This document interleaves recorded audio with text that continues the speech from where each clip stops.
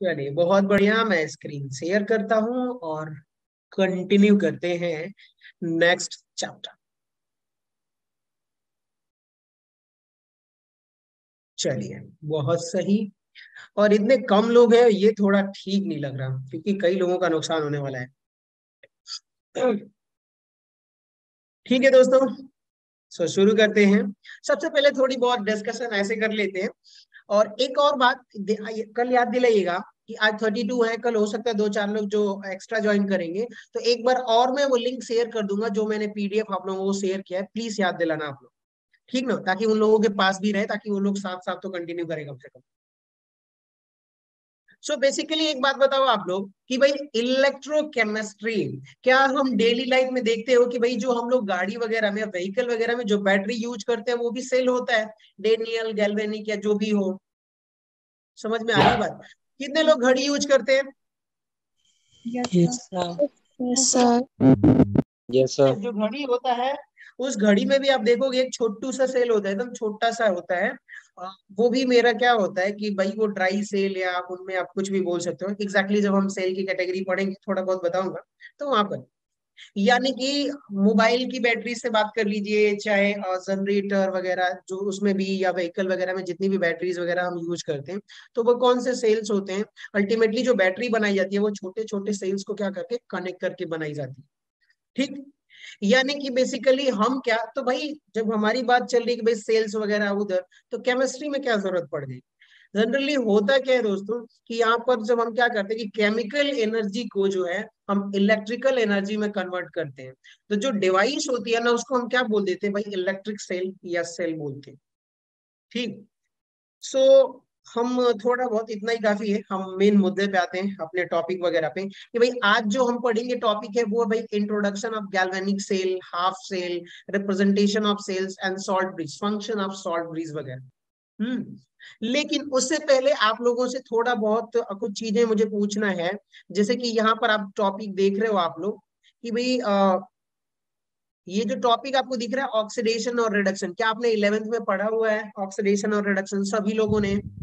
Yes sir. Yes sir. Yes sir. चलिए बहुत बढ़िया। ऑक्सीडेशन और रिडक्शन या रिड्यूसिंग एजेंट, ऑक्सीडाइजिंग एजेंट, थोड़ा बहुत फटाफट मैं आप लोगों के लिए क्विक रिवीजन करवा देता हूँ। थोड़ा बहुत क्योंकि रिवीजन हो जाएगा तो बाद में आप लोगों को थोड़ा बहुत हेल्प मिलेगी, कुछ लोगों के लिए थोड़ा बहुत मुश्किल हो सकता है। सो कंटिन्यू करते हैं। ऑक्सीडेशंस की जब हम बात करेंगे यहाँ पे, तो ऑक्सीडेशंस का कहने का मतलब क्या है, कोई बताएगा मुझे? फटाफट आप बोलते रहो, जो जिसको भी आए बोल देने का, कोई वैसा कुछ जो करेगा शर्म, बाकी की लाइन मुझे नहीं बोलना। ठीक है, सो कोई बताएगा मुझे ऑक्सीडेशन क्या होता है? Loss of electron.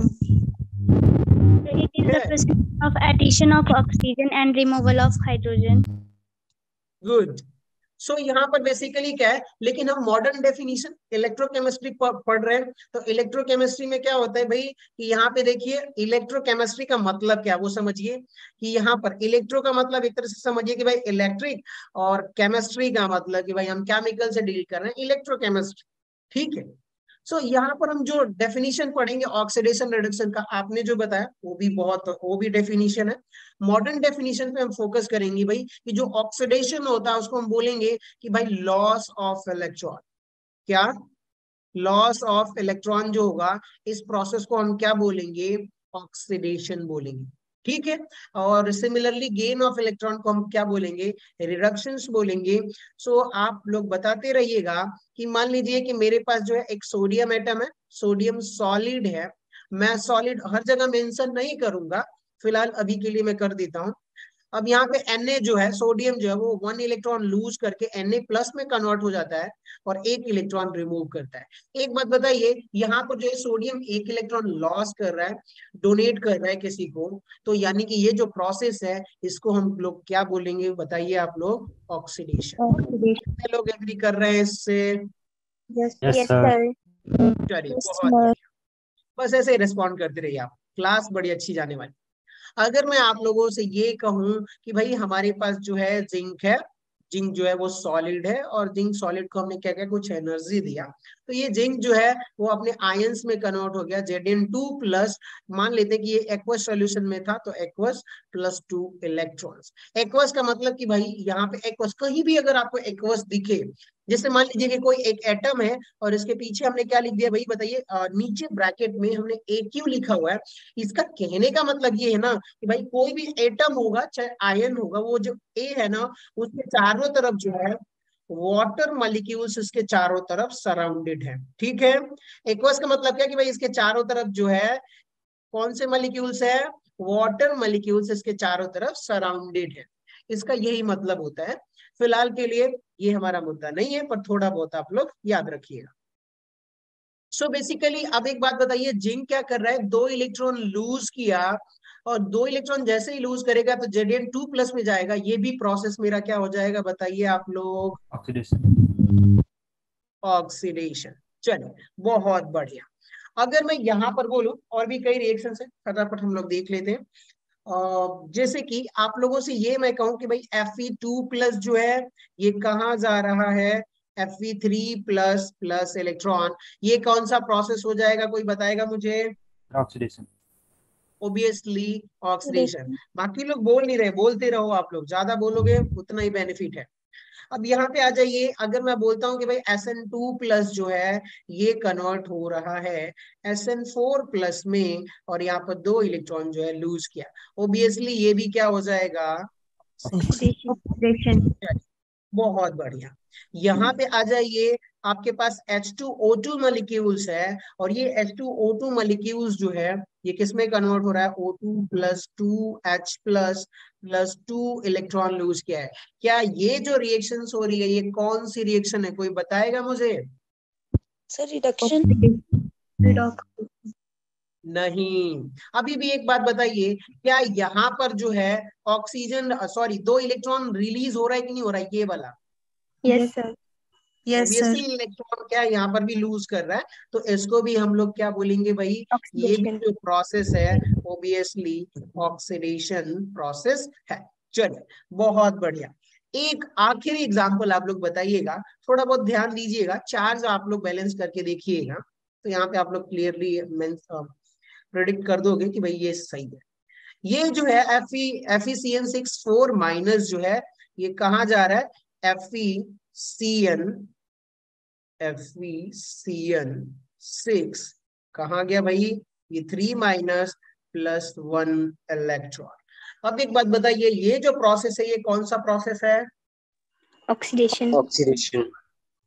ठीक है भाई, एक इलेक्ट्रॉन यहाँ से निकल गया है, यानी कि लॉस ऑफ इलेक्ट्रॉन। एक जो कॉम्प्लेक्स है साइनाइड कॉम्प्लेक्स है आयरन और साइनाइड का, ये भी इलेक्ट्रॉन लूज कर रहा है, तो इसको बोलेंगे कि भाई ये भी आपका जो प्रोसेस है ऑक्सीडेशन। चलिए बहुत बढ़िया, इतना तो अपना काम हो गया।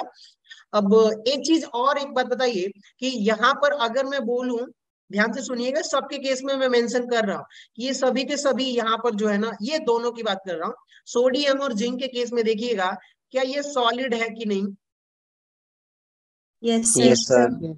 इधर मैंने एक्वस मेंशन कर दिया, तो ये अब जो Na प्लस या Zn2 प्लस आयन है क्या हो गया, वाटर में डिसॉल्व हो गया। सॉलिड पहले था, बाद में जब जैसे ही ऑक्सीडेशन हुआ तो ये कहाँ चला गया, लिक्विड में, वाटर में डिसॉल्व हो गया, यानी कि एक्वस का सेंस यही निकलता है। चलिए थोड़ा बहुत फटाफट रिवीजन कर लेते हैं रिडक्शंस के केस में। तो यहाँ पर भाई हम रिडक्शन को क्या बोलेंगे, gain of electron. Good. Oxidation का जस्ट रिवर्स यानी कि उल्टा जो होगा वो प्रोसेस होगा मेरा रिडक्शन। लॉस ऑफ इलेक्ट्रॉन था, यहां पर हम क्या बोलेंगे भाई, gain of electron. Gain of electron process को हम बोलेंगे रिडक्शन। चलिए आ जाइए आप लोगों से, अब यहाँ पे देखिए Cl2 जो है ये 2 इलेक्ट्रॉन गेन करके किसमें कन्वर्ट हो रहा है, 2Cl माइनस में। ओबियसली यहाँ पर जो 2 इलेक्ट्रॉन जो गेन कर रहा है ये वाला इलेक्ट्रॉन, इस प्रोसेस को हम बोलेंगे कि भाई ये क्या हो रहा है, रिडक्शन हो रहा है। चलिए बहुत बढ़िया। अब एक काम करिए आप लोग, यहाँ पर देखिए एक दो और एग्जांपल, भाई सल्फर है और ये सल्फर जो है 2 इलेक्ट्रॉन गेन किया तो S2 माइनस आयन में कन्वर्ट हो गया, ये भी प्रोसेस कौन सा होगा बताते रहिए, साथ साथ चलते रहिए। रिडक्शन।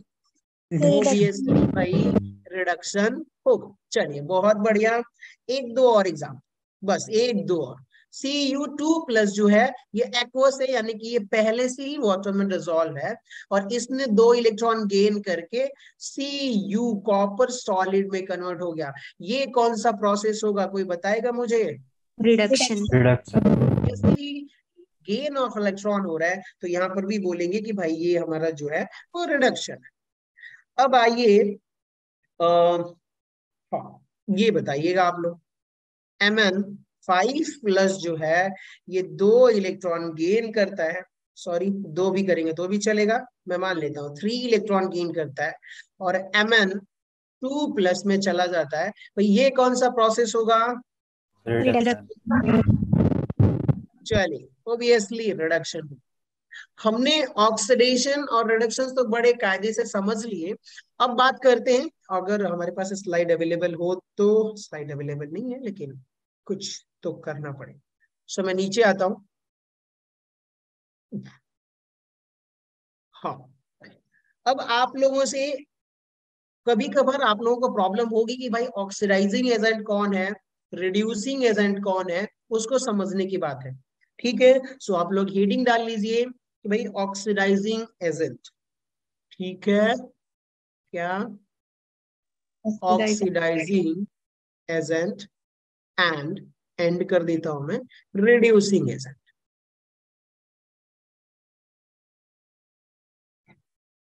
ठीक है, ऑक्सीडाइजिंग कभी कभार मैं क्या बोलूंगा भाई, OA एंड RA।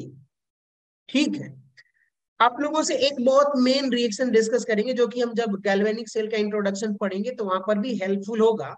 आप लोगों से मैं एक रिएक्शन लिखता हूं जो कि अभी हमने पढ़ा था कि यहाँ पे आप देखिए कि ये जो है जेडियन जो है सॉलिड है और ये जिंक सॉलिड जो है क्या कर रहा है भाई, ऑक्सीडेशन कर रहा है। तो जेडियन एक्वस में Zn2+ +2 इलेक्ट्रॉन लॉस किया, ये ऑक्सीडेशन प्रोसेस है। और यहां पर अगर मैं एक और प्रोसेस लिख दूं Cu2+, ये जो कि पहले से ही एक्वस है, आयन फॉर्म में एक्वस। ठीक है, ये 2 इलेक्ट्रॉन क्या कर रहा है दोस्त, गेन करके किस में चला जा रहा है, Cu सॉलिड में। चलिए थोड़ा बहुत आप लोगों को एक बार और कुछ रिवीजन करवा देता हूं। यहाँ पे आप लोग बताइए, ये जो जितने भी ऑक्सीडेशन प्रोसेस थे, मैं आप लोगों से ये बोलूं भाई कि वापस आ जाइए, सुन रहे हो आप सभी लोग, रिस्पॉन्ड नहीं कर रहे आप? Yes sir. Yes sir. ठीक है, प्लीज थोड़ा सा फोकस करिएगा, बहुत इंपॉर्टेंट टॉपिक है। यहाँ पे देखिए, ये जो Na जो है सोडियम मेटल जो है, फर्स्ट सोडियम है और इसका ऑक्सीडेशन हुआ, तो मैं क्या बोल सकता हूं भाई कि जो Na है ऑक्सीडाइज इनटू Na+। क्या बोल सकता हूं भाई, यहाँ पे इसको लिख सकता हूं ना कि भाई Na सॉलिड ऑक्सीडाइज्ड, ऑक्सीडेशन हो रहा है ना, तो क्या बोलूंगा भाई, oxidized into oxidize into Na+ iron. बताइए शुरू में क्या था, सोडियम सॉलिड था, वो किस में ऑक्सीडाइज्ड हो गया, ऑक्सीडेशन हुआ उसका, तो हम बोलेंगे कि भाई सोडियम ऑक्सीडाइज्ड हो गया इनटू Na+ आयन में। तो क्या सिमिलरली यहां पर मैं बोलूंगा भाई, ध्यान से सुनिए, कि जो जिंक है वो Zn2+ आयन में ऑक्सीडाइज्ड हुआ कि नहीं? Yes sir. Yes sir. Yes sir. अब एक बात बताइए, आप लोग साथ साथ चलते रहिए, Fe2+ आयन जो है वो किस में ऑक्सीडाइज्ड हो गया, Fe3+। Fe3 positive. अब एक बात बताइए, Sn2+ आयन जो है वो किस में ऑक्सीडाइज होगा, ऑक्सीडेशन हो रहा है तो किस में ऑक्सीडाइज हो रहा है, Sn4+ में। अब एक बात बताइए आप लोग, यहाँ पे जो H2O2 है, हाइड्रोजन परऑक्साइड जो है, क्या ये ऑक्सीडाइज्ड हो रहा है ऑक्सीजन में कि नहीं, बताइए आप लोग। Yes sir. Yes sir. तो अब एक बात बताइए, जिसका ऑक्सीडेशन हो रहा है वो क्या हो रहा है, इलेक्ट्रॉन्स डोनेट करके वो ऑक्सीडाइज्ड हो रहा है किसी और एंटिटी में, किसी और आयंस में, चाहे मॉलिक्यूल्स में। ठीक है, यानी कि जो जिसका ऑक्सीडेशन होगा हम उसको क्या बोलेंगे भाई, कि ऑक्सीडेशन उसका हो रहा है तो वो ऑक्सीडाइज हो रहा है। मैं यहाँ पर बहुत सिंपली लैंग्वेज में लिख देता हूं कि भाई ध्यान से सुनिएगा, नोट कर लीजिएगा कि जिसका ऑक्सीडेशन होगा, जिसका ऑक्सीडेशन होगा वो ऑक्सीडाइज होगा, ऑक्सीडाइज्ड होगा। ठीक है, इतना क्लियर हो गया। यानी कि जो सोडियम है वो ऑक्सीडाइज होगा Na+ में, जिंक है Zn2+ में ऑक्सीडाइज होगा, Fe2+ जो है Fe3+ में ऑक्सीडाइज होगा। सिमिलरली आप लोग यहाँ पे बताएंगे कि एक काम करिए भाई, यहाँ पर जो प्रोसेस हो रहा है वो कौन सा हो रहा है, रिडक्शन। ठीक है, यहाँ पर जब रिडक्शन हो रहा है तो आप लोगों से एक सवाल मैं पूछता हूँ कि भाई ये जो Cl2 है क्या ये किस में कन्वर्ट हो रहा है, बताइए आप लोग। 2Cl negative. 2Cl negative. यानी कि Cl- में क्लोराइड निगेटिव आयन। अब एक बात बताइए, जब रिडक्शन हो रहा है तो हम ऐसा बोल सकते हैं ना यहाँ पर कि भाई ध्यान से सुनिए आप लोग, जो Cl2 है, Cl2 इज रिड्यूस्ड, क्या क्लोरीन से वो रिड्यूस किस में हो रहा है, क्लोराइड आयन में। Cl2 is reduced into Cl- ion. ठीक है, इतना समझ में आया। जिसका रिडक्शन होगा भाई वो किसमें जो बन रहा होगा उसी में वो रिड्यूस्ड हो रहा है। अब यहाँ पे बताइए जो सल्फर है, सल्फर किस में रिड्यूस हो रहा है, sulphur die anion. S2 negative. ठीक है, रिडक्शन होता है तो वो किस में कन्वर्ट होता है, S2- में। तो हम इस प्रोसेस को बोलेंगे जो सल्फर था मेरा वो रिड्यूस्ड हो गया S2- में। चलिए, अब मैं यहाँ पर देखिएगा, ये इंपॉर्टेंट है कि भाई ये जो Cu2+ आयन है, कॉपर 2+ आयन है, ये किस में रिड्यूस्ड हो रहा है, बताएगा कोई मुझे, कॉपर, Solid. कॉपर सॉलिड में रिड्यूस हो रहा है। पहले एक्वस में था, रिडक्शन हुआ तो ये रिड्यूस्ड होके कहाँ चला गया, कॉपर सॉलिड में। चलिए बहुत बढ़िया, साथ साथ चलते रहिए आप लोग। यहाँ पे देखिए Mn5+ की बात कर रहा हूँ, जो कि यहाँ पे देखेंगे कि ये 3 इलेक्ट्रॉन गेन करता है, तो Mn5+ रिड्यूस्ड होके किस में चला जाता है, Mn2+ में। यानी कि जिसका रिडक्शन होगा वो रिड्यूस्ड होगा और जिसका ऑक्सीडेशन होगा वो क्या होगा, ऑक्सीडाइज होगा। सो क्या मैं यहाँ पर छोटा सा लाइन लिख दूं आप लोगों के लिए कि ताकि आसान रहे कि भाई जिसका जिसका ऑक्सीडेशन होगा, ठीक है मैं शॉर्ट में लिखता हूं, जिसका ऑक्सीडेशन, सॉरी हिंदी भी नहीं चलेगी उतना, होगा वो ऑक्सीडाइज। ठीक है, और सिमिलरली जिसका रिडक्शन होगा, रिडक्शन बाकी ऐसे रहने देता हूं, वो क्या हो जाएगा मेरा, रिड्यूस्ड होगा। ठीक है, इतना क्लियर हुआ। Yes sir. चलिए अब नोट करते रहिए आप लोग, आगे बढ़ते हैं। देखते हैं अगर अगली जो स्लाइड थी, यहाँ पर आ जाइए आप। हमने क्या बोला कि भाई ऑक्सीडाइजिंग एजेंट कौन होता है, रिड्यूसिंग एजेंट कौन होता है, उसको समझते हैं। मान लीजिए कि एक जो यहाँ पर एक रिएक्शन हमने लिखा हुआ है कि भाई जिंक जो है इसका ऑक्सीडेशन हो रहा है। यहाँ पर बताइए आप लोग, ये जो जिंक है क्या इसका ऑक्सीडेशन हो रहा है कि नहीं हो रहा है। Yes sir. Yes, sir. अब बताइए जिंक का ऑक्सीडेशन हो रहा है तो जिंक ऑक्सीडाइज किस में हो रहा है, Zn2+। Zn2+ में। चलिए बहुत बढ़िया, यहाँ पे ऑक्सीडेशन हो रहा है, यानी कि जिंक जो है ये ऑक्सीडेशन, और यहाँ पे मैं लिख देता हूं कि भाई Zn जो सॉलिड है ऑक्सीडाइज्ड इनटू Zn2+। चलिए बहुत बढ़िया। अब ऑक्सीडाइज होगा भाई, अगर कोई भी एलिमेंट या एटम या मॉलिक्यूल्स ऑक्सीडाइज होगा तो क्या वो इलेक्ट्रॉन फेंकेगा, इलेक्ट्रॉन किसी और को देगा। ऑक्सीडाइज का मतलब खुद ऑक्सीडाइज हो रहा है, मतलब ऑक्सीडेशन हो रहा है खुद का। तो वो 2 इलेक्ट्रॉन क्या किया भाई, यहाँ पर 2 इलेक्ट्रॉन देखिए आप लोग दिया। अब ऐसा नहीं है कि कोई ऑक्सीडेशन ऐसे ही हो जाएगा, अगर ऑक्सीडेशन हो रहा है तो साथ में रिडक्शन होना तो तय है। यहाँ पर क्या होगा, जो कॉपर था भाई मैंने मान लिया कि ये 2 इलेक्ट्रॉन क्या कर लिया, गेन कर। ठीक है, क्या किया, ये 2 इलेक्ट्रॉन गेन किया, तो यहाँ पे कॉपर जब 2 इलेक्ट्रॉन गेन करेगा तो यहाँ पे क्या होगा वही बताइए, कॉपर का रिडक्शन होगा कि नहीं होगा। Yes sir. Yes, sir. यहाँ पर हो जाएगा रिडक्शन। चलिए बहुत बढ़िया, यहाँ पे रिडक्शन हो रहा है तो क्या मैं यहाँ पे लिख सकता हूं कि भाई जो है Cu2+ reduced into Cu solid, लिख सकता हूं कि नहीं लिख सकता, बताइए आप लोग। Yes sir. Cu2+ reduced into Cu solid. चलिए बहुत बढ़िया। अब बात आती है, यहीं से हम डिसाइड कर लेंगे कि भाई कौन रिड्यूसिंग एजेंट है, कौन ऑक्सीडाइजिंग एजेंट है। ध्यान से सुनते रहिएगा कि भाई यहाँ पे देखिए, जिंक जो है अगर 2 इलेक्ट्रॉन नहीं डोनेट करता तो क्या ये कॉपर Cu2+ आयन रिड्यूस्ड हो पाता क्या? No sir. No, sir. तो 2 इलेक्ट्रॉन कहीं से मिलता ही नहीं, तो ये ओबियसली Cu सॉलिड में रिड्यूस्ड नहीं होता। समझ में आ रही है बात? यानी कि ये जो कॉपर है वो किसकी वजह से रिड्यूस हो रहा है? जिंक। जिंक की वजह से। सभी लोग मानते हो कि नहीं मानते हो, बताइए आप। Yes sir. Yes sir. यानी कि अब जो यहाँ पे जो रिडक्शन हो रहा है Cu2+ का, जिंक की वजह से हो रहा है। जिंक एक रिड्यूसिंग एजेंट की तरह काम कर रहा है। अगर जिंक नहीं होता, 2 इलेक्ट्रॉन देता नहीं, तो यहाँ पर रिडक्शन होता नहीं। तो अब एक काम करिए, ध्यान से सुनिएगा आप लोग कि भाई अगर जिंक नहीं होता तो रिडक्शन होता नहीं। Cu2+ क्या होता? Cu2+ Cu सॉलिड में रिड्यूस नहीं होता। यहाँ पे देखिए, ठीक है। तो यानी कि अब यहाँ पे जो जिंक है वो कैसा काम कर रहा है, बताएगा कोई मुझे? As a reducing agent. Agent. Clear हुआ आप लोगों को? ठीक है। अब एक बात बताइए, आप लोग इसका उल्टा सोचिए कि यहाँ पे जो जिंक था, ये वाले जो जिंक है, ये इतना क्यूट सा जिंक है। अब एक बात बताइएगा आप लोग कि अगर ये कॉपर 2 इलेक्ट्रॉन ले नहीं होता, Cu2+ जो है, अगर ये 2 इलेक्ट्रॉन नहीं लेता तो क्या जिंक दे पाता क्या? No sir. No sir.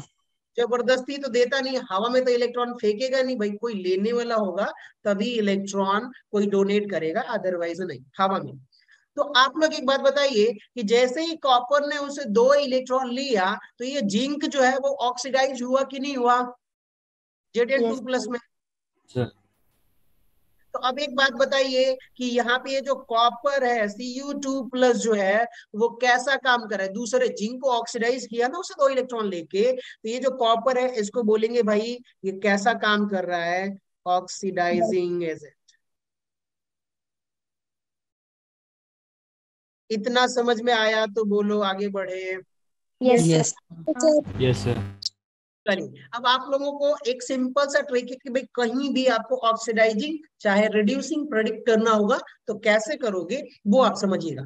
इसलिए इतना इंपॉर्टेंट है, डिटेल में बता रहा हूं कि जब हम आगे चलेंगे ना और इलेक्ट्रोलिसिस इसी चैप्टर में पढ़ेंगे तो बहुत इंपॉर्टेंट हो जाएगा कि ये सब चीजें।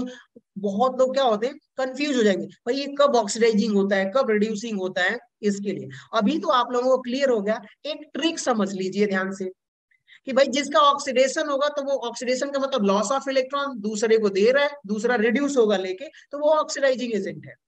और जो ले रहा है वो दूसरे को ऑक्सीडाइज कर रहा है। सिमिलरली यहाँ पे आप नोट में मेंशन करिए,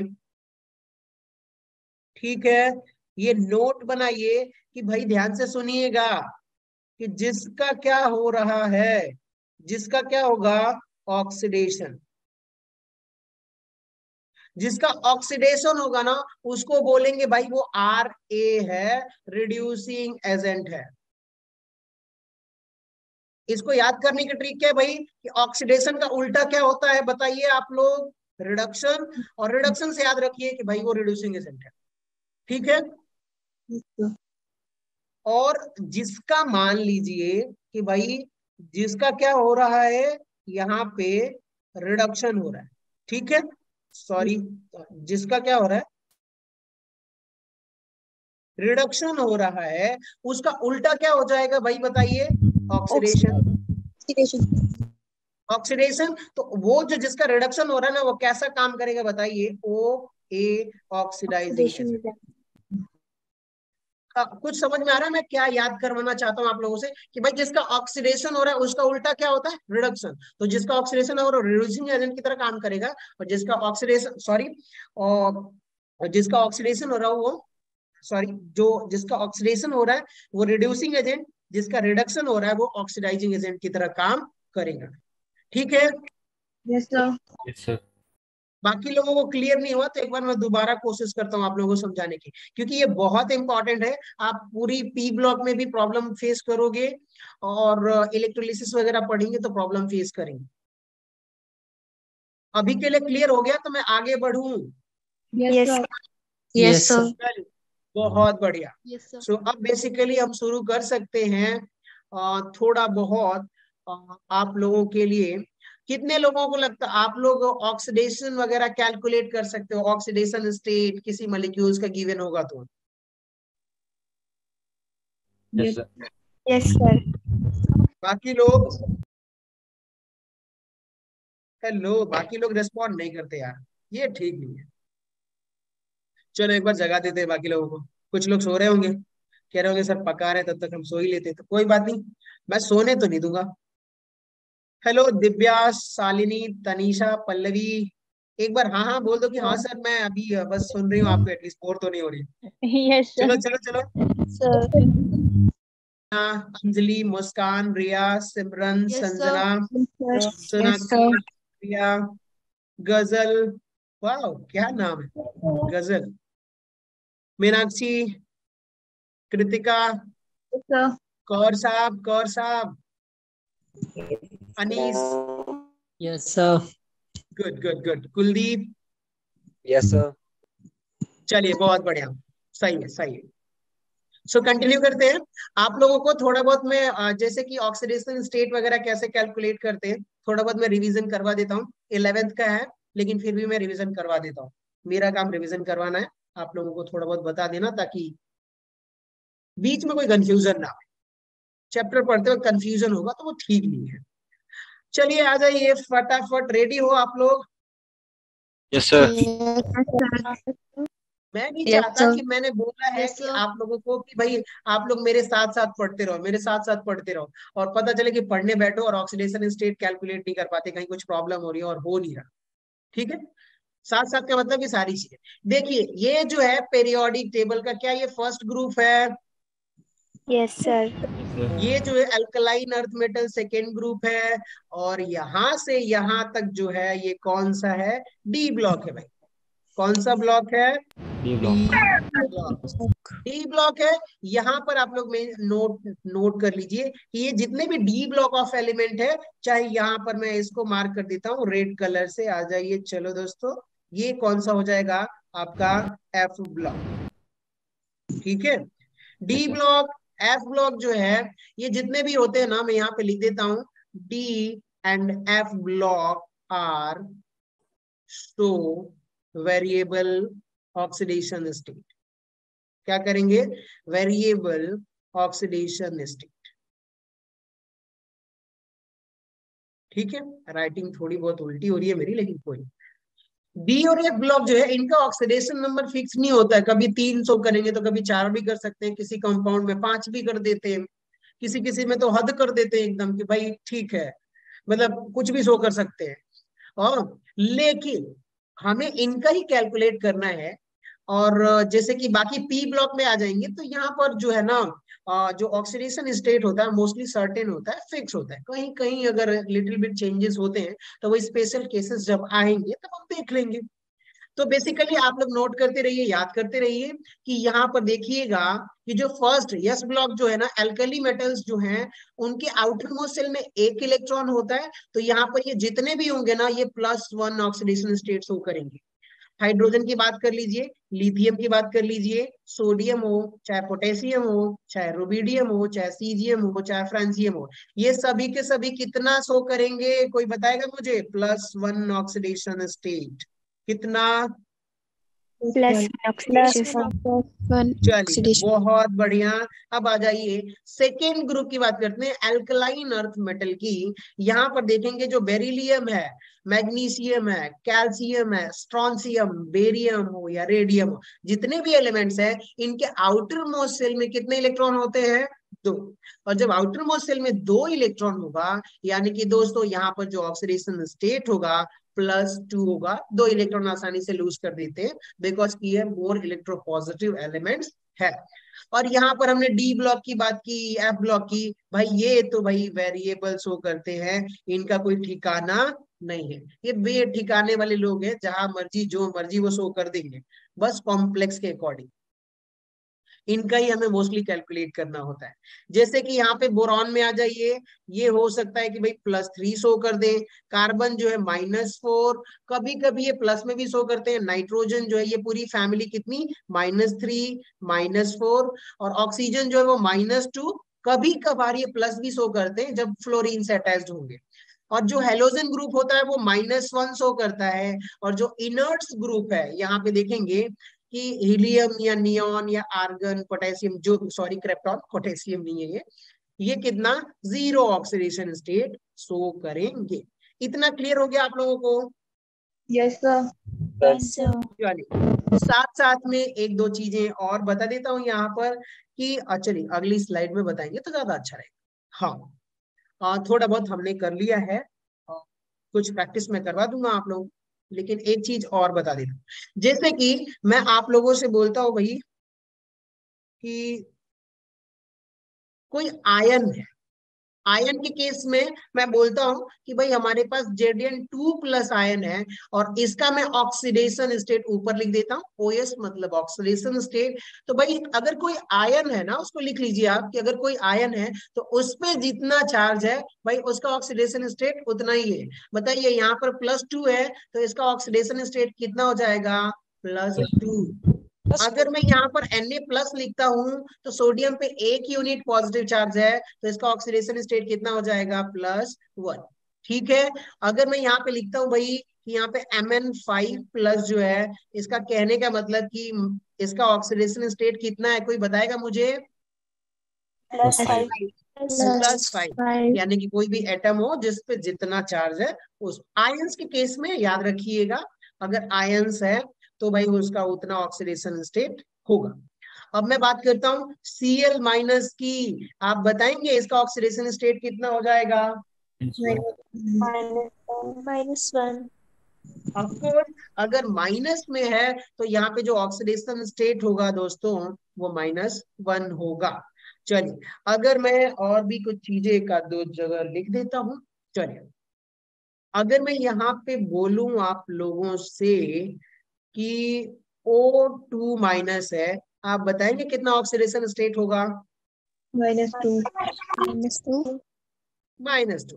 चलिए इतना क्लियर हो गया तो बढ़ते हैं आगे। अब आप आसानी से कोई आयन होगा तो प्रेडिक्ट कर लोगे कि भाई कितना ऑक्सीडेशन स्टेट होने वाला है।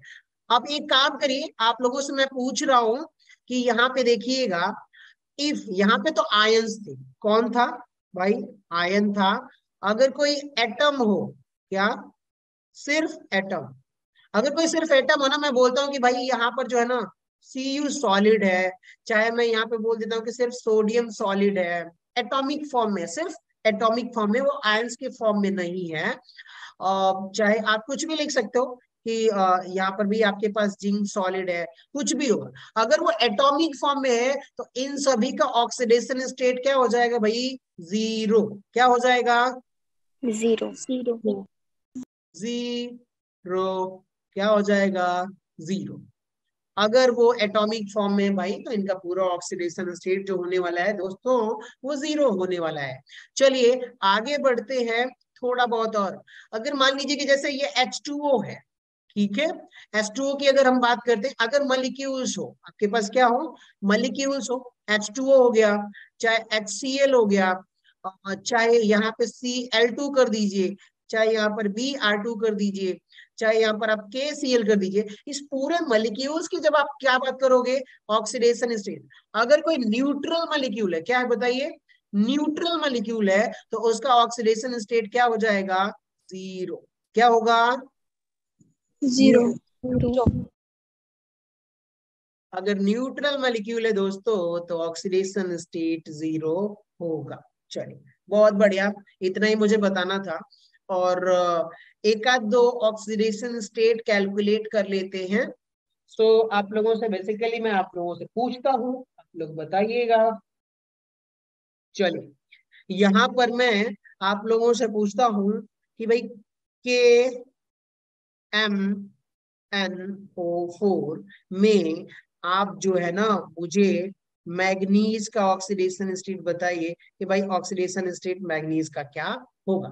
तो अगर किसी एलिमेंट्स का मैग्नीज का अगर मान लीजिए कि ऑक्सीडेशन स्टेट कैलकुलेट करना है तो आप कैसे कैलकुलेट करेंगे वो देखिए। यहाँ पर रूल क्या बोलता है भाई कि यहाँ पर जो है ना आपके काम करिए के प्लस मैग्नीज प्लस ऑक्सीजन जितना है equal to charge on molecules, charge on molecules. ठीक है कि ध्यान से सुनिए क्या कह रहा हूं कि भाई एक बात बताइए आप लोग, ये जो मॉलिक्यूल्स दिख रहा है इस पे चार्ज कितना है, 0 है कि नहीं, न्यूट्रल मॉलिक्यूल है कि नहीं? Yes sir. अब एक बात बताइए, हमने ये बोला कि भाई सम ऑफ ऑल, ठीक है यहाँ पे करना क्या है कि एक काम करिए भाई, पोटेशियम है तो पोटेशियम का ऑक्सीडेशन स्टेट, मैग्नीज है मैग्नीज का ऑक्सीडेशन स्टेट, और जितना ऑक्सीजन है उसका ऑक्सीजन का ऑक्सीडेशन स्टेट आप ऐड करके मॉलिक्यूल्स पे जितना चार्ज है ना उसके आप बराबर कर दीजिए तो आपको ऑक्सीडेशन स्टेट निकल जाएगा, आपको जिसका निकालना है। ठीक है, बेसिकली अब आप लोग थोड़ा बहुत आगे आइए, मुझे मैग्नीज का निकालना है तो मैं मान लेता हूँ कि भाई मैग्नीज का ऑक्सीडेशन स्टेट एक्स है। ठीक है, मैंने मान लिया इसी का निकालना है, पता नहीं है तो हम अक्सर क्या करते हैं अलजेब्रा वगैरह टर्म्स यूज करते हैं कि भाई जिसका पता नहीं है उसको एक्स मान लो। तो हमने क्या करा भाई, यहाँ पर एक्स मान लिया। अब हुआ क्या, थोड़ा बहुत नीचे आते हैं। अब एक बात बताइए, जो पोटेशियम है वो क्या फर्स्ट ग्रुप का है कि नहीं, एल्कलाइन अर्थ मेटल का? यहाँ पे देखिए, तो अब पोटेशियम का ऑक्सीडेशन स्टेट कितना हो जाएगा, +1 होगा कि नहीं होगा? Yes sir. चलिए, और ऑक्सीजन देख लीजिए, ये ऑक्सीजन है इस ग्रुप में, पूरे ग्रुप में ऑक्सीडेशन स्टेट कितना होने वाला है बताएगा कोई मुझे? -2। चलिए बहुत बढ़िया, -2। Good great. सो हमारे पास पोटेशियम का जो ब्लैक था, ये कलर चेंज करता हूँ, हाँ पोटेशियम जो है इसका निकल के आ रहा है भाई +1, जो ऑक्सीजन है इसका निकल के आ रहा है -2। तो यही निकल के आ रहा है कि भाई all sum of the all element of oxidation state equal to charge on molecules. तो हमारे पास एक पोटेशियम है तो इसका ऑक्सीडेशन स्टेट क्या हो जाएगा, 1 + 1 है तो मैं 1 लिखता हूँ, प्लस मैग्नीज का हमने मान लिया इसी का निकालना है तो हमने मान लिया भाई एक्स, और यहाँ पर प्लस ऑक्सीजन का आप जोड़ दीजिए। तो यहाँ पे एक बात बताइए, कितने ऑक्सीजन है, 4, तो 4 और एक ऑक्सीजन का कितना है, -2, और पूरे मॉलिक्यूल्स पे चार्ज कितना है, 0, मॉलिक्यूल्स न्यूट्रल है मतलब चार्ज 0 है, तो इक्वल टू 0 कर दीजिए आपको निकल जाएगा। सो यहाँ पर क्या हो गया, 1 प्लस यहाँ पे x -8 इक्वल टू 0, x की वैल्यू कितना आ गई, +7। यानी कि इस कंपाउंड में जो मैग्नीज है ना वो कौन से चार्ज के फॉर्म में एग्जिस्ट है, Mn7 +7। इतना क्लियर हुआ, मैग्नीज का ऑक्सीडेशन स्टेट कितना निकल के आया दोस्तों, +7। चलिए बहुत बढ़िया, एक दो चीजें और बताता हूँ आप लोगों के लिए और आगे कैलकुलेट करते हुए बढ़ेंगे। बेसिकली आ जाइए यहाँ पर, आप लोगों के लिए एक और एग्जांपल रेडी है, ये देखिए K2Cr2O7। यहाँ पर हमसे पूछा गया है कि भाई जो क्रोमियम है आप इसका ऑक्सीडेशन स्टेट कैलकुलेट करिए। हमने कहा भाई ठीक है कर देंगे, इसमें कोई बड़ी बात नहीं है, हमें सारी चीजें पता है कि भाई पोटेशियम का +1 है, ऑक्सीजन का -2 है। हमने मान लिया कि भाई क्रोमियम का निकालना है तो हमने माना भाई कि क्रोमियम का ऑक्सीडेशन स्टेट कितना है, कोई बताएगा मुझे? मान लिया भाई अलजेब्रा टर्म से कि x। तो हमने कहा भाई पूरे सम जितने भी एलिमेंट्स हैं, एटम्स हैं, उनको जोड़ दो ऑक्सीडेशन स्टेट और जितना मॉलिक्यूल पे चार्ज है इक्वल टू चार्ज कर दो। तो हमने कहा भाई ठीक है, एक पोटेशियम सॉरी 2 पोटेशियम है तो 2 × 1, इतने लोग एग्री कर रहे हो आप लोग? और जो क्रोमियम है भाई हमने मान लिया कि एक क्रोमियम का x है तो 2 क्रोमियम का कितना हो जाएगा, 2x प्लस एक ऑक्सीजन का -2 था, हमने बताया भी था ऑक्सीजन का कितना होगा, -2, पोटेशियम का जो है वो +1। तो अब एक ऑक्सीजन का -2 है तो यहाँ पर 7 ऑक्सीजन है तो 7 × -2 इक्वल टू पूरे मॉलिक्यूल पर चार्ज क्या है, 0, तो हम 0 पुट करेंगे और यहाँ से आप देखोगे 2 + 2x - 14 इक्वल टू 0। और जब आप इसे सॉल्व करेंगे तो जो x की वैल्यू निकल के आएगी +6 आएगी। सो यहाँ पर जो क्रोमियम है वो Cr6+ के स्टेट में एग्जिस्ट करेगा। कितने लोगों को समझ में आया भाई? Yes, sir. Yes. Yes, sir. Oxidation state निकालना कोई मुश्किल नहीं है, थोड़ा बहुत पीरियोडिक टेबल में हमें पता होना चाहिए। अब आते हैं यहाँ पर, आप देखिएगा एक दो, अब तक तो न्यूट्रल मॉलिक्यूल्स थे, क्या हम चार्ज मॉलिक्यूल्स को भी थोड़ा बहुत कैलकुलेट कर लेते हैं ताकि आप लोगों का जो डाउट है, कंफ्यूजन है, वो थोड़ा दूर जाए। तो मैं एक दो एग्जाम्पल और देख लेता हूँ उससे, अगर मिल जाए।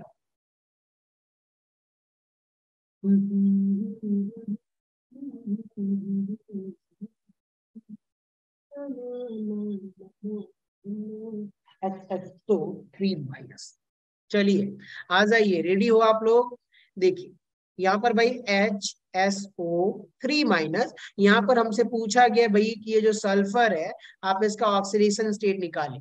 तो जिसका पूछा गया है उसका मान लेते कि भाई X है, और यहाँ पे जो हाइड्रोजन है, यहाँ पे देखिए हाइड्रोजन जो है उसका +1 होगा, और ऑक्सीजन का आपको पता ही है कि भाई -2 होता है। अब हमने क्या करा भाई कि जितना निकालना है जिसका, तो हमने रूल यही बोलता है कि सबका sum of oxidation equal to charge. तो भाई बताइए हाइड्रोजन का +1 है, तो भाई हमारा हो गया +1 प्लस सल्फर 1 है, हमने इसको मान लिया कि भाई ये X है, तो ये X हो गया प्लस, और यहाँ पर आप देखोगे कि 3 ऑक्सीजन है, तो 3 इंटू -2, क्योंकि एक ऑक्सीजन का -2 होता है, इक्वल टू। अब एक बात बताइए, पूरे मॉलिक्यूल्स पर चार्ज कितना है? -1. -1। तो क्या मैं यहाँ पर -1 लिखूंगा कि नहीं लिखूंगा? Yes, sir. चलिए बहुत बढ़िया, अब आप आसानी से कैलकुलेट कर लेंगे। तो यहाँ पे हो जाएगा 1 + x - 6 इक्वल टू -1, और आप इसे बताइए कितना आ रहा है यहाँ पर। चलिए फटाफट, Plus 4 आ रहा है क्या? Yes, sir. x equal to 4, यही है ना? तो जो सल्फर है वो 4+ के फॉर्म में एग्जिस्ट करेगा। इस पे जो चार्ज आएगा ना, जो हाइपोथेटिकल चार्ज आएगा वो +4 आएगा। सो एक और एग्जांपल मैं कोशिश करता हूँ, एक प्लस चार्ज वाला कर लेते हैं, क्योंकि वहां पर बस सिंपली प्लस आ जाएगा और कुछ नहीं हो। तो चलो दोस्तों देखते हैं एक आध दो एग्जांपल्स।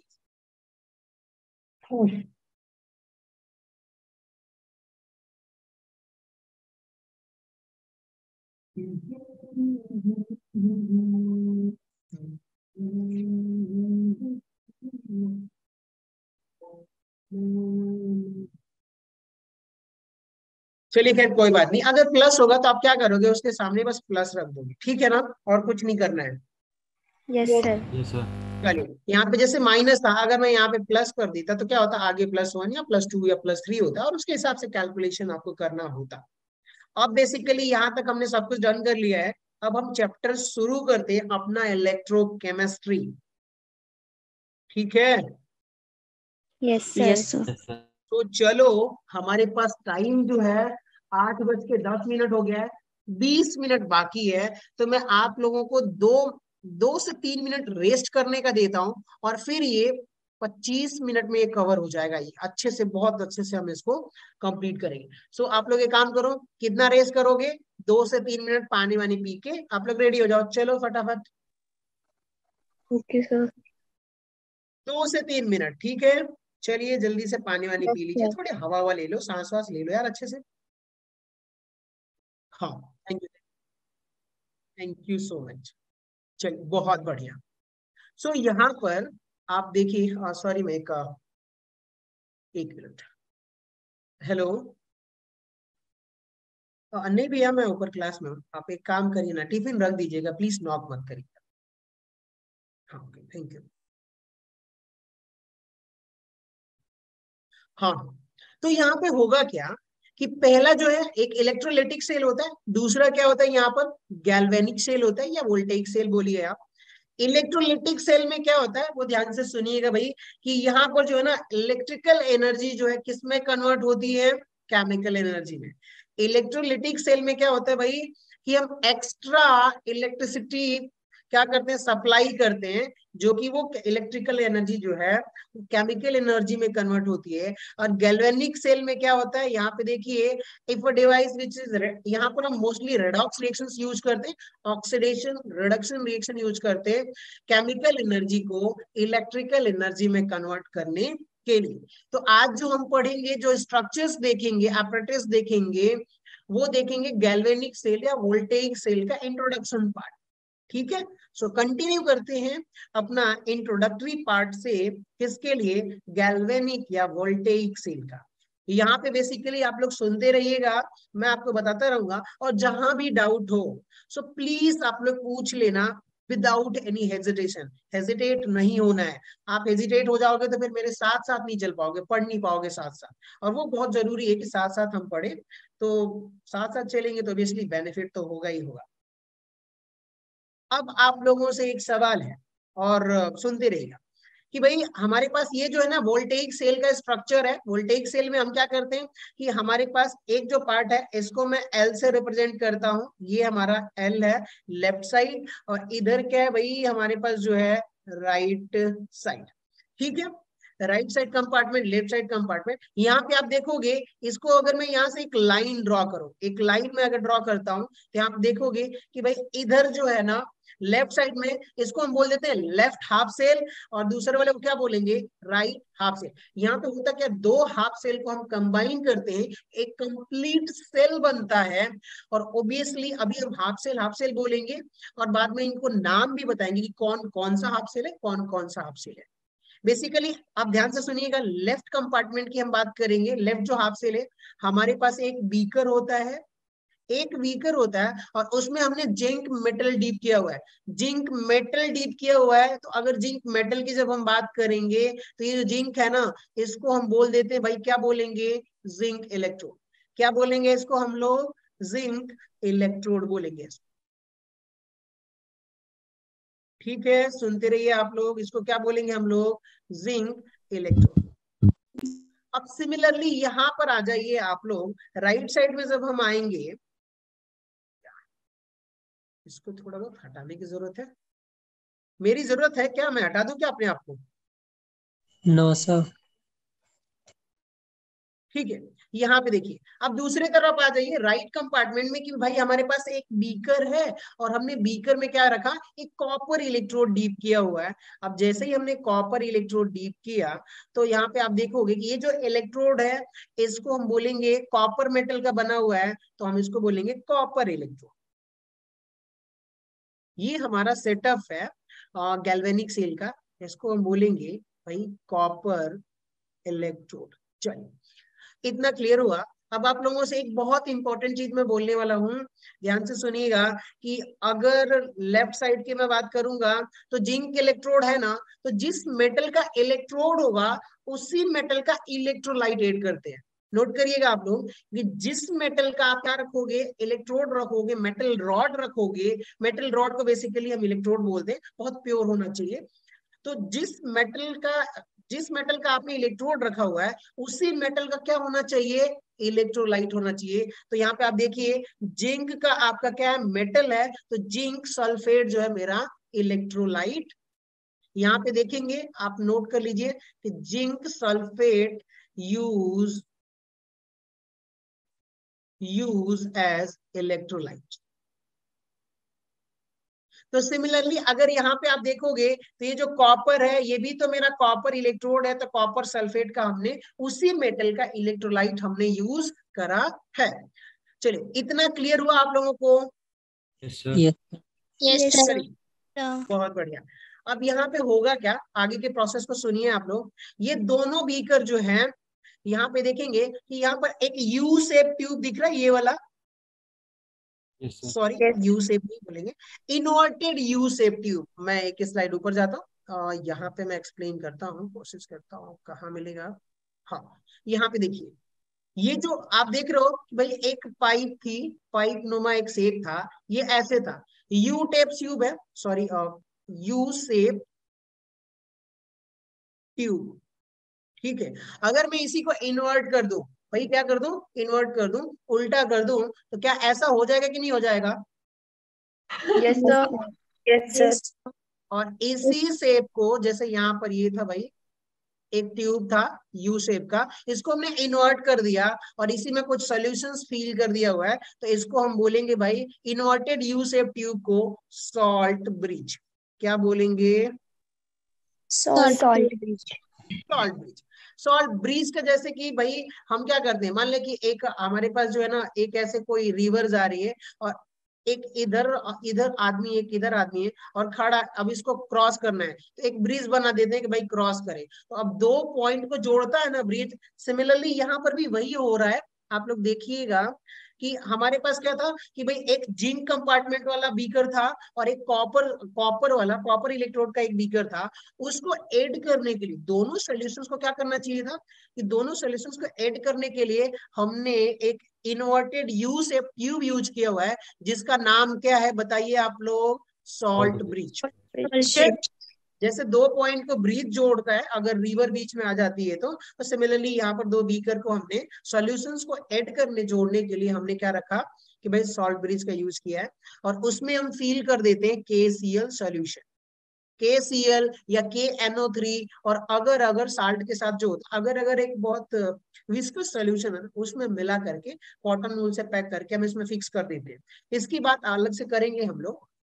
अब बताइए कि यहाँ पर दोनों जो है सॉल्यूशंस तो जुड़ गए, लेकिन यहाँ पे आप देखोगे कि हमने क्या करा साथ में, अब दोनों यहाँ पे देखिएगा, ये जो जिंक इलेक्ट्रोड है अब तक हमने जोड़ा नहीं था एक्सटर्नल सर्किट से, तो ये कॉपर इलेक्ट्रोड और ये जिंक इलेक्ट्रोड दोनों मेटल है।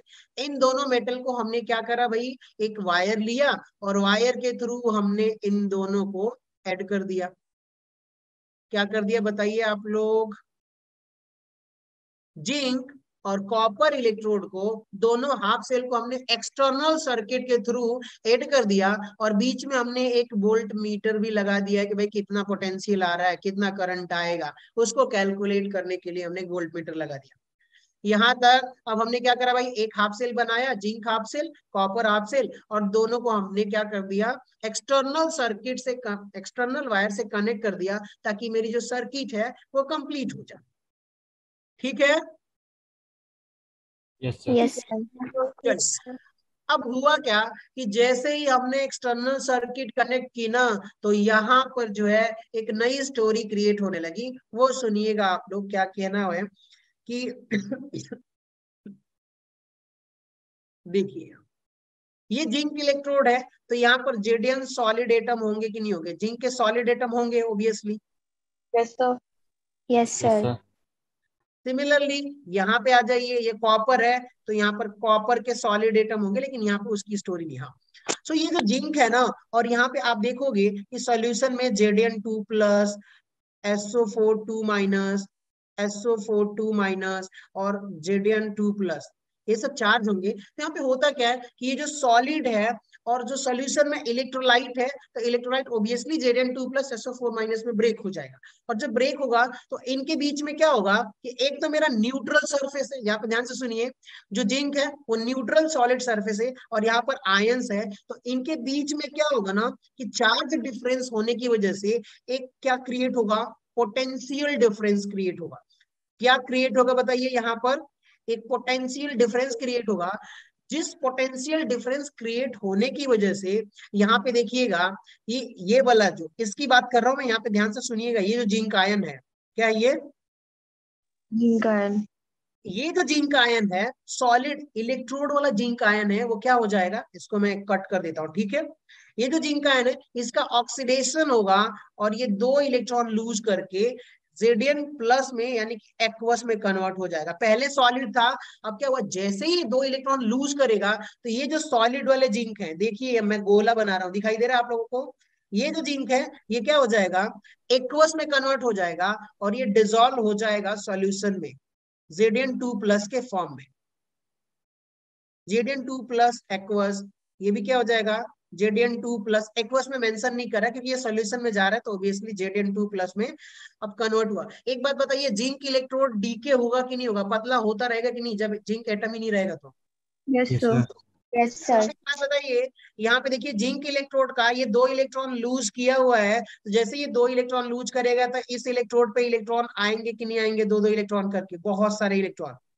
Yes sir. अब बताइए कि अब जिंक पर क्या हो रहा है, ऑक्सीडेशन हो रहा है कि नहीं? Yes sir. जिंक इलेक्ट्रोड पर क्या हो रहा है भाई, यहाँ पे देखिए जिंक सॉलिड जो था वो किसमें चला गया, Zn2 प्लस 2 इलेक्ट्रॉन, यहाँ पे ऑक्सीडेशन हो रहा है। तो ध्यान से सुनिएगा अब ये कि एनोड किसको बोलेंगे, जिस पर ऑक्सीडेशन होगा उस इलेक्ट्रोड को एनोड बोलेंगे। ध्यान से सुनिए, जिस पर क्या होगा, ऑक्सीडेशन होगा, उस इलेक्ट्रोड को क्या बोलेंगे, एनोड इलेक्ट्रोड। ठीक है, Yes, sir. तो जिंक मेरा क्या हो जाएगा, एनोड इलेक्ट्रोड। यहाँ पे ऑक्सीडेशन हो रहा है, तो लेफ्ट वाले सेल को हम क्या बोल सकते हैं बताइए, ऑक्सीडेशन हो रहा है तो इसको हम दो नाम बोल सकते हैं, ध्यान से सुनिएगा, oxidation, half cell. Oxidation half cell. ठीक है, या फिर एनोड हाफ सेल आप बोल सकते हो, इसको क्या बोल सकते हो आप लोग, anode half cell. Anode half cell. Anode half cell. चलिए ये दो नाम है, इनको आप लोग नोट कर लीजिएगा। अब एक बात बताइए, जिंक पर ना, ये जो जिंक एनोड जो है ना उस पर निगेटिव चार्ज आ रहा है, उसको आप समझते हैं। आप लोग एक बात बताइए, यहाँ पे ये इलेक्ट्रॉन ऑक्सीडेशन के बाद जिंक इलेक्ट्रोड पर रहेगा कि नहीं रहेगा, रहेगा ना, बोलो यार, कम से कम आप लोग नहीं बोलोगे तो मेरा तो कुछ नहीं हो सकता। ऑक्सीडेशन हुआ तो, ऑक्सीडेशन हुआ तो जिंक इलेक्ट्रोड पर जो जिंक प्लस क्या हुआ, सॉल्यूशन में चला गया, और जैसे ही सॉल्यूशन में जाएगा तो अब ध्यान से सुनिए, जिंक पर नेगेटिव चार्ज आएगा, इस इलेक्ट्रोड पर इलेक्ट्रॉन की वजह से नेगेटिव चार्ज। तो अगर आपसे कोई पूछता है कि भाई एनोड इलेक्ट्रोड पर चार्ज कौन सा होता है, तो इन नेगेटिव, इन इलेक्ट्रॉन की वजह से आप बोलोगे भाई कि जो ऑक्सीडेशन वाला इलेक्ट्रॉन है ना उसकी वजह से एनोड पर कौन सा चार्ज होता है, निगेटिव चार्ज होता है। ठीक है, Yes, क्या sir. बोलोगे आप लोग, Yes, sir.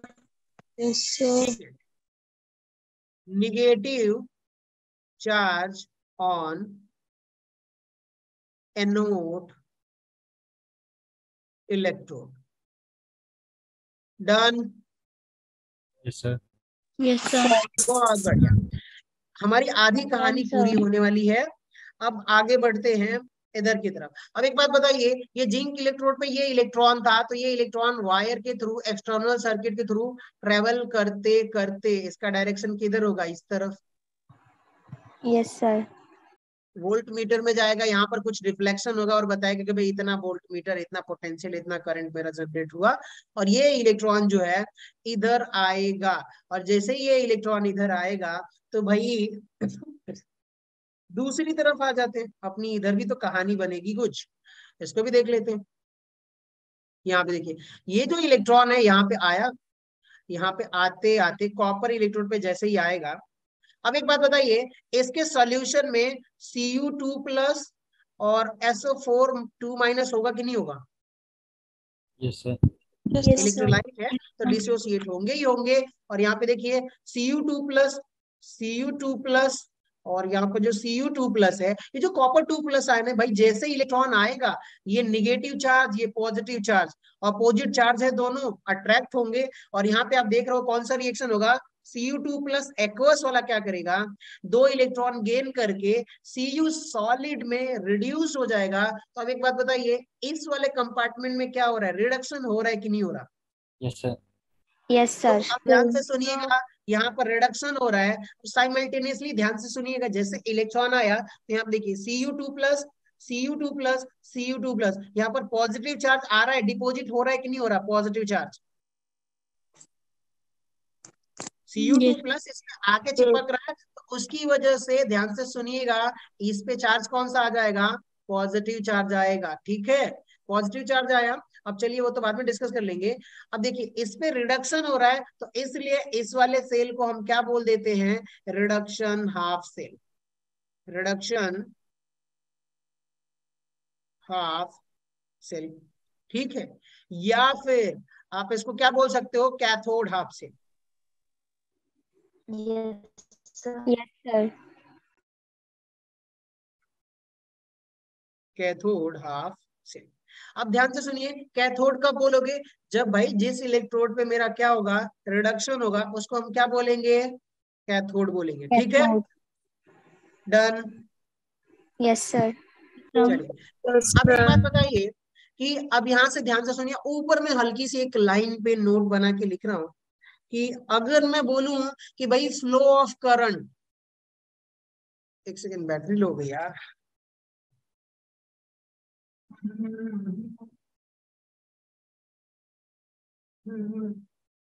ठीक है, चलिए बताइए, यहां पे ध्यान से सुनिएगा। Flow of electron,